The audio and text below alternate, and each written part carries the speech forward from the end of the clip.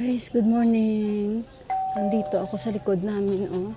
Mag-harvest ako dito. Ang basket natin. Mag-harvest tayo dito. Hindi talaga maganda yung aking morning, guys. Pasensya na kayo, guys. Share ko lang sa inyo. Mag-harvest ako dito ng simi. Alam nyo kasi itong biyanan ko na lalaki, guys, no? May ugali talaga to minsan na hindi natin alam. 'Di ba guys, hinahanap ko yung nasaan na yung saluyot at saka yung kangkong. 'Di ba everyday chine-check ko yun. Hindi niya alam, everyday chine-check ko, guys. Nagaantay lang naman ako kung kailan niya ako sabihan. Mila, lipat na natin. Hindi niya guys alam na everyday chine-check ko dito, bumababa ako. Yun, tinanong ko siya kasi kahapon, laki ng higad. Oh. Tingnan niyo guys, ang laki ng higad. Oh. So hanggang sasabi ko sa kanya, ngayong umaga, kasi nga bibili ako ng gatas. Sabi ko sa kanya, Bianan, sabi ko, nasaan na yung saluyot at kangkong na pinatanim ko sa'yo dyan, na nuro ko yung parang bowl. Sabi niya, ay wala na yun, tinapon ko na kasi hindi daw lumalaki, tapos kinain daw ng mga higad. Paano naman yun guys, kakainin ng higad? Everyday ko yun everyday ko yung chine-check. Masaya nga ako, diba? Pinakita ko nga sa inyo yung update. Ganyan yan siya guys, ganyan yan siya. Pag tanim niya, pupukusan niya yung tanim niya. Tanim niya lang yung kilala niya ba? Pag hindi niya tanim, hindi yan siya guys masyado magki-care. Kaya yan mag-aawayan sila ng biyanan ko na babae kasi magugulat na lang yung biyanan ko na babae na yung mga tinanim niya. Wala na guys. Pinagagapas na niya. Kung hindi man pinagagapas, na niya ba? Hablot na niya. Teka lang guys, ipwesto ko kayo dyan. Pinangahablot na niya. Kasi hindi niya naman tanim wala siyang care dyan. Basta itanim niya yan, pero huwag ka na lang umasa. Buti nga yung malunggay kasi nakita niya si Dipak nagdala niyan. Nainis ako guys kasi sayang yung seeds.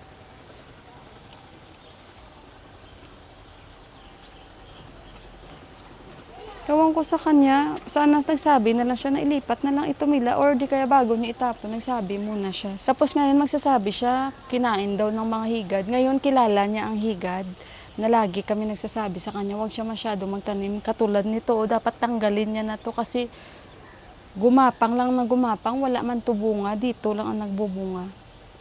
Matigas kasi ulo minsan, no? Matigas ang ulo. Wala talaga to bunga, oh. Yan, puro higad ang binunga nito. Ayan, ewan ko. Ito na lang. Ang hirap. Matigas kasi ulo niyan eh. Nainis lang ba ako kasi malaki na yun eh. Pinagtatapon niya. Kaya ang gagawin ko guys, ito na lang. Ang gagawin ko, anuhin ko yung seeds.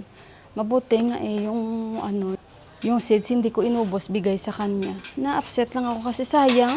Sana nagsabi muna siya sa akin para makapag-ano din ako. Nailipat ko na lang. Yan nga, pinagtyagaan niya nga yung prayer plant nila, di ba? Nakita nyo yan. Simula maliit hanggang sa ganyan na, oh. Buti nga yung tanglad ko, hindi niya yan pinapakialaman kasi baka magulat ako. Yung tanglad ko, wala na. Ganyan yan siya, guys. May ugali yan siya sa mga tanim-tanim. Pag tanim niya lang yan. Kung tanim mo, bahala ka. Nung last nga, nagsabi siya kay Dipak, nakain kami about sa munta ko, sa itaas. Maraming bunga yun, guys. Yung munta ko. Sabi ko nga kay Dipak, hala, baka pakialaman niya ha, ang munta ha, sabihan mo siya ha, na may mga bunga, yun ba? Kasi alam ko na yung ugali niya eh. Kasi nga, di ba yung, ano ba yun, yan yung tanim ni Ama, nakalimutan ko ang pangalan. Yan. Anahaw. Yan. Di ba pinagagapas niya rin, dahil sabi niya, pag magpaalam siya, sigurado hindi kami papayag. So, ang gagawin niya, gagapasin niya na lang. Katulad dito, guys, ang mga halaman dito sa hagdan, wala siyang pakialam kasi hindi naman niya tanim. Sa totoo lang, hindi niya alam. Tanim yan ni Ama ba? Tingnan mo, ito lang yung alagaan niya o yung tanim niya. Ganyan yan siya, guys. Ang binan ko na lalaki, minsan ang ugali niya. Kaso lang matanda na, pero ganyan talaga yan. Guys, ito, hindi niya to dinidiligan. Hindi niya yan, guys, dinidiligan. Diligan niya lang yan yung kilala niya na sa kanya. Tapos ito, hindi niya rin yan pakikialaman. Yan, ito, hindi niya rin yan pakikialaman. Kasi nakikita niya, akala niya, mga tanim ko. Ay, ba't ko to dinala? Makasarili yan siya guys ever since. Hindi pa ako naging buhari. Kahit noon pa sila ni Dipak maliit. Hindi naman sa pero ang pag-uugali niya ba na makasarili, ganyan yan siya. Kahit ngayong halaman ko dito sa loob, hindi niya yan guys dinidiligan or lagyan ng tubig. Hindi niya yan. Wala yan siya pakialam. Ako yan, pero siya, alagain siya. Alagain mo siya. Sa totoo lang. Na ano ba ako ba, na-upset. Kaya, no wonder na ang mga lalaking anak, mas mahal nila ang nanay nila compare sa tatay nila. Kasi, sa totoo lang guys ha, sa totoo lang, kasi yan siya makasarili talaga masyado. Akyat tayo sa rooftop. Pakita ko sa inyo ang munta ko. Ang munta ko, buti nga hindi niya yan pinapakialaman kasi nakita niya maraming bunga. Nung sinabi niya nga kay Dipak na, ay, yung munta sa taas.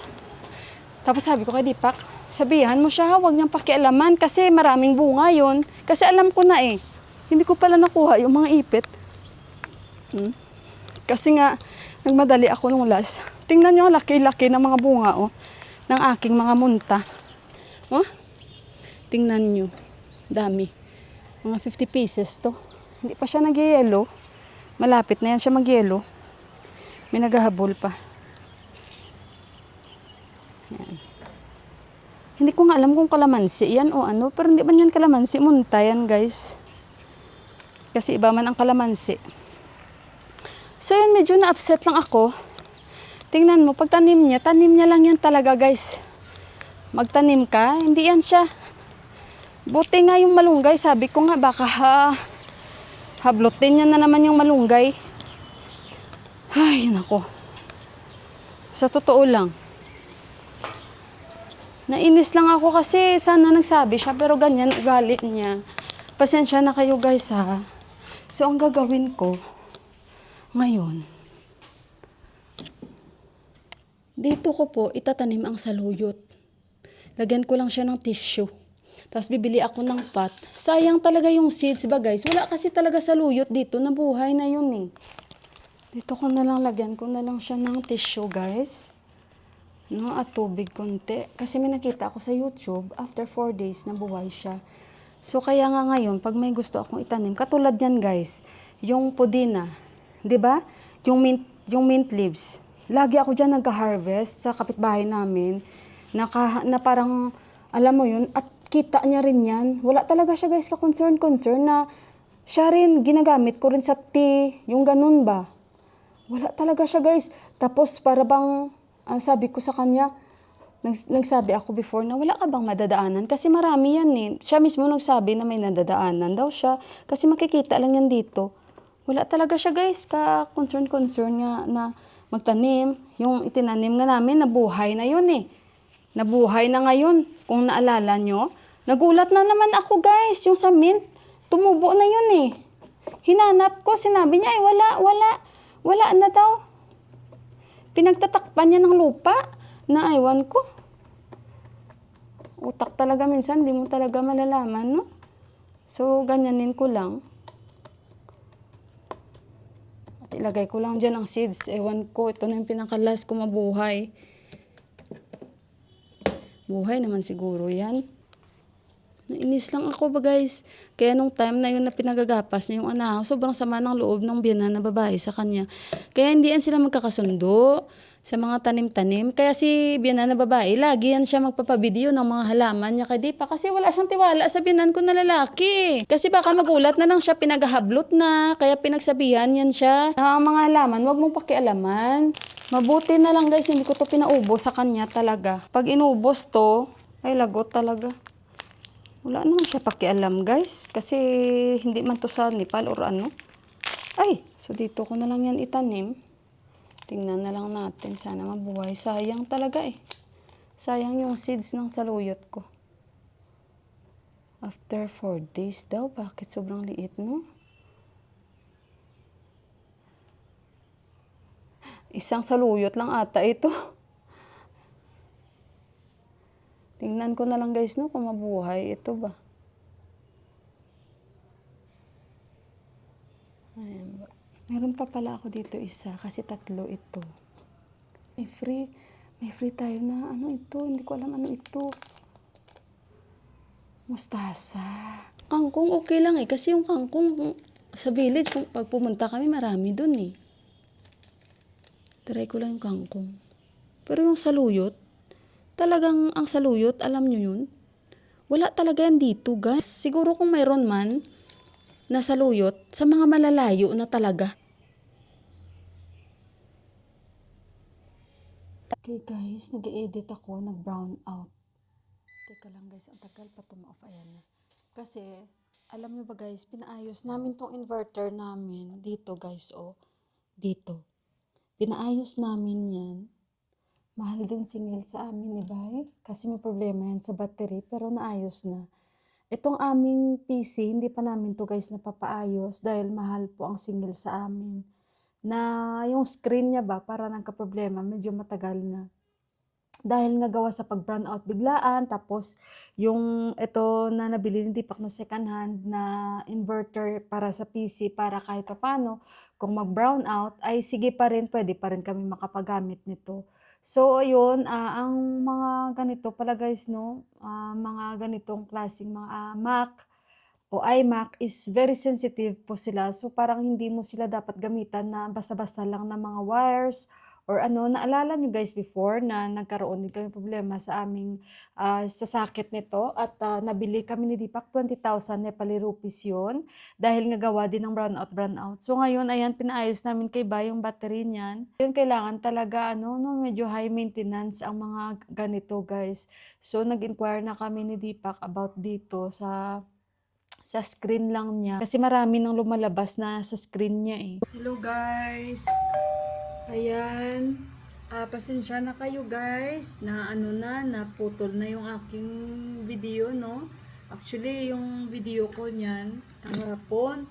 So, late na rin kami nag-snacks ni Johan dahil kanina na-late po kaming lunch. Mga 12:30 after ko mag-live siya. Tapos sila ni Deepak, nasa Chitwan na po sila, thanks God. Hindi pa rin sila makakauwi dahil sarado po yung mga daan. Yan po yung update sa ngayon. And may mga video din siya na mga sinend sa akin.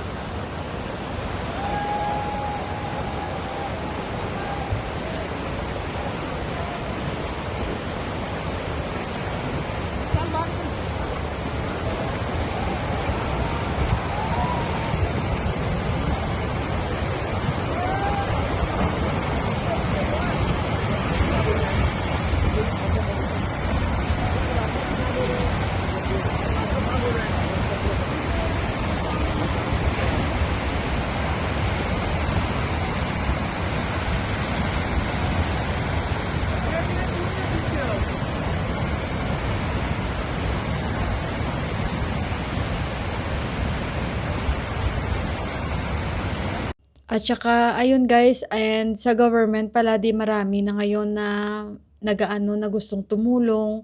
So, ayaw ng mga government na ano ba, na baka yung iba basta na lang magbibigay ng tulong. So, nagre-request din yung government na i-make sure na yung mga binibigyan nyo ng tulong, legit, hindi mga scammer ba. So, ayun, at kung pwede, direct na lang sana na ibigay yung mga gustong magbigay ng tulong, diretso, mas maganda sa government yung ganun. Kasi guys, talagang alam nyo, hirap talaga ba? Kaya ayun, may mga natulong din. Sila ni Deepak, hindi ko pa alam kung pwede sila bukas bumiyahe. At sabi ko naman sa kanila, wag na munang bumiyahe kung hindi pa talaga pwede kasi mahirap talaga ang daan guys, no? Ang hirap talaga, tapos nakakatakot. Tapos nung pagdating nila sa Chitwan, nagtry din talaga sila, no, na from Pokhara makapag-drive si Sanjay Day na mapunta doon sa Chitwan para naghanap talaga sila ng way kasi parang paunti-unti yung pagbibiyahe nila pauwi. So ayun, at bukas baka maghanap din sila ng way na makauwi. At hindi rin talaga pwede sila mag-eroplano guys dahil syempre dala nila yung sasakyan sa Juday at isa pa double ang pamasahe sa eroplano. Diyos ko, grabe. Sa mga ganitong times, imbis makatulong sila, no, nagmahal pa talaga yung mga presyo ng mga airline ticket ba. So, ayun sa ngayon guys, yan lang muna yung update ko. And sa mga nanood ng live ko, maraming salamat po sa inyo. And salamat po ulit sa mga nag-message po sa akin, sa mga nagko-comment, sa mga, alam nyo guys, sa mga concern nyo, lahat-lahat. Maraming salamat po. Okay lang po kami dito sa Kathmandu. Syempre, hindi po maiwasan na hindi tayo mag-worry dahil syempre nandito po tayo sa Nepal and tao lang din tayo. Kayo nga, wala kayo nga sa Nepal. 'Di ba? Yung pangyayari dito parang sobrang devastated ba, sobrang nakaka-frustrate. And hindi talaga nila kakayanin guys kung sila lang dito, kailangan talaga nila ng tulong ng ibang bansa. Hindi talaga ba pwede na sila lang kasi makikita mo maawa ka sa mga army, sa mga pulis. Kulang ba talaga guys? Kulang talaga guys sa rescuers ba guys? Iba kasi iba alam nyo naman ang bansang Nepal, 'di ba? So ayun, kaya ano pa ba ang tutulong? Di ang katabi lang ng mga bansa. So kaya ayun. At basta guys, parang pag nakikita ko na ganun yung nangyari, parang nalulungkot po ako.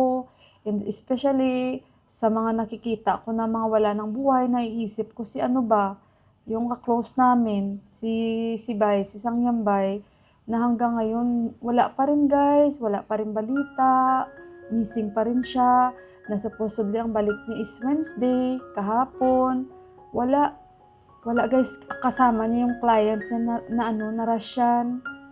So ayun, sana okay lang, hoping pa rin na okay, hoping pa rin na yun, ligtas sila kasi mayroon na mga nandoon na siguro baka iba lang yung area nila na marami sila na okay naman silang lahat.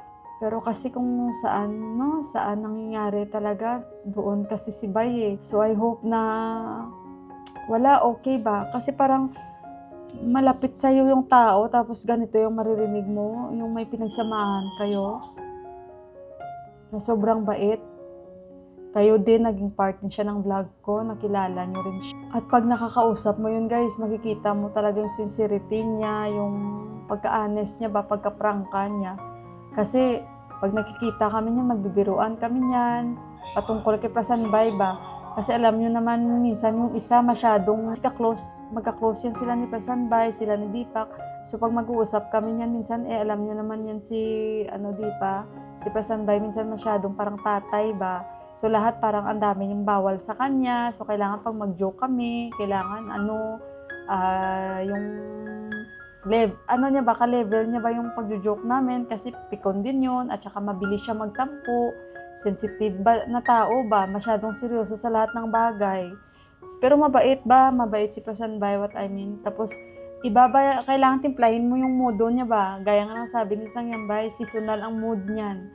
Kaya ayun, parati din silang nag-aaway niyan. Alam ko rin dahil syempre magsasabi din sa Sangyambay, ganun. Kasi nga ka-close talaga namin ba. So parang for me, naiyak lang ako sa live ko kasi sobrang bait sa akin yan, ang batang yan.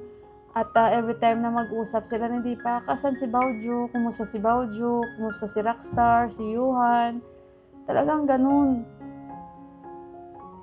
Pero nung last kasi, no, nung nakita kami doon sa awarding, tapos ito yung sa photo exhibition, parang may something ako naramdaman, ayoko muna mag-judge. Pero parang may kakaiba ba, nung nakitaan ko siya, may video kasi ako nakuha, na parang may lungkot sa mukha niya ba, that time. Pero wala man sa mind ko guys. Pero nakikita ko yun sa mga videos ko na inano ko na turn into positive lang ba. Like, kagaya nga nung sabi niya sa akin, di ba, na baka Baoju, hindi ako makakasama sa kanila this time pa lang kasi busy ako eh. Tapos yun, nung narinig ni Deepak na sinabi niya na baka hindi siya makakasama, sabi ni Deepak, anong hindi ka makakasama? Sabi ni Deepak. Hindi babalik tayo sa Langtang. Yung ganun ba? So parang ngayon nag-sink in yun sa isip ko na bakit niya kaya sinabi yun. Tapos may post pa siya sa profile niya. Ano ba yung post niya guys? Pakita ko sa inyo guys ha. I-mute ko lang. Ayan yung post niya guys oh. Yung caption niya, mountains where I feel most alive. Yan yung kanyang caption. Yun, sana ano lang, positive lang. Kasi talagang nakakalungkot. Alam niyo naman kung paano ko napopromote yung YouTube channel nila Prasanbay. Kaso lang, hindi sila yung nag-focus sa pag-YouTube, concentrate sa ganun. Pero gusto ba nila? Kaso lang yung time nila na-focus sa ibang way kasi more on nature talaga sila. So ayun, Sangyambay, please be home soon. And your family, friends are waiting for you to be home soon. And I hope you are all okay. And God will make a way. God will bring you home safely.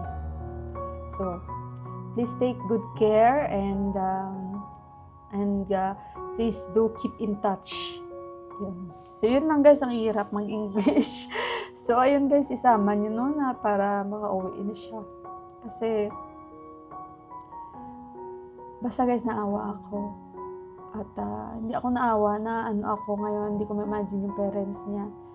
Dahil, alam niyo naman, pag anak na lalaki dito, sila talaga yung nagtitake ng responsibility sa buhay nila. Especially yan siya, farmer lang yung mga magulang niya. And, ayun, kaya nagtatry talaga siya ng best niya. Na kahit very risky ang pagiging isang nature guide. Pero yung fighting spirit niya dahil nga,